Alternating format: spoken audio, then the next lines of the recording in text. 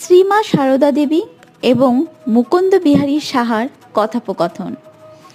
রামপুরহাটে 2-1 বছর হলো এসেছি।